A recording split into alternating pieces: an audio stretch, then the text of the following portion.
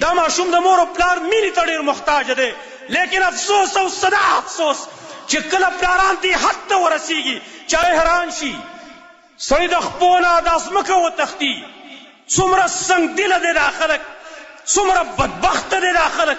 هغه ماشومان چې دغه ماشومان د شفقت د مینې او د محبت وږي دي، دغه ماشومان د دې د مینه د مور او پلار په زړونو کې الله ارتلې ده، د خویندو او د وروڼو په زړونو کې ارتلې ده، د نیا او د نیکونو په زړونو کې ارتلې وله چې دې ماشوم له دا په خپله باندې ګرځېدی نشي، دا په خپله خوراک نشي کولی، دا د نفع او د نقصان ځای نه پیژني.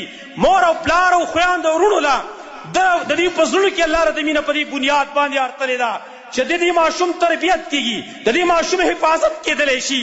دا ماشوم د مور او پلار مینې ته ډېر محتاج دی. لیکن افسوس او صدا افسوس چې کله پلاران دې حد ته ورسیږي چې ته څنګه خوند درکوي، تاله ورځ څنګه خوند درکوي، تاله خوراک څښاک څنګه خوند درکوي. د مور او پلار نه خو چې کله ماشوم ورک شي هغې سرګردانۍ لیوني شوي، یو طرف ته منډې وي بل طرف ته منډې وي، ماشوم نه ورک شوی دی. لیکن زه دې پلار ته حیران یم، ستا دې دغه ته سختوالي ته زه حیران یم چې ستا زړه څومره سخت دی، دا د ګټې نه څومره سخت دی. حیوانات هم خپل بچي چاله له ورکوي. نبی صلی الله علیه وسلم هغه څه فرمایلي وو؟ نبی صلی الله علیه وسلم د جمعې په ورځ باندې خطبه وایي، حسن او حسین دواړه نوسي په وره کې راننوځي.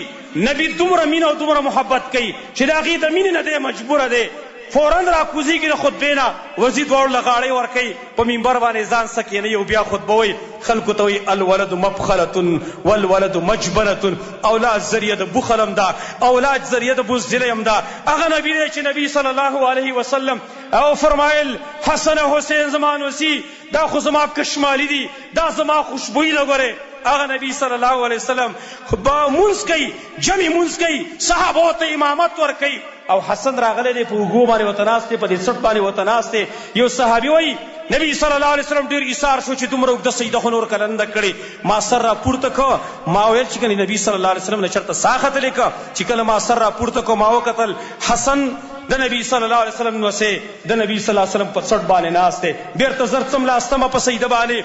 کله چې نبی صلی الله علیه وسلم سلام وګرځاو، سلام نه وروسته صحابو ته وایي خفه کېږئ مه او دارنګې پریشانه کېږئ مه، ان ابني ارتحلني، زما نوسي زما نه سورلي جوړه کړې وه، ما بده ګڼله چې زه خپل نوسۍ کوز کېنومه چېرته زړی خفه نه شي.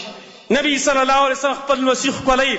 اقرا ابن حابس راځي او هغه ورته وایي و یا رسول الله زما خو ډېر شی بچي دي، ما خو یو مصه پورې دې ښکل کړې. نبي ورته وایي چې الله ستا د زړه نه رحم ایستلی، زه خو پکې نشم داخلولی. د ماشومانو خو دغه حالاتو، ماشوم خو د مور او پلار مینې ته محتاج دی، د مور او پلار د هغې محبت ته محتاج دی. ماشوم دې ته ګوري چې زما پلار به کله ما ته د مینې خبره کوي، زما مور به کله ما ته د مینې خبره کوي.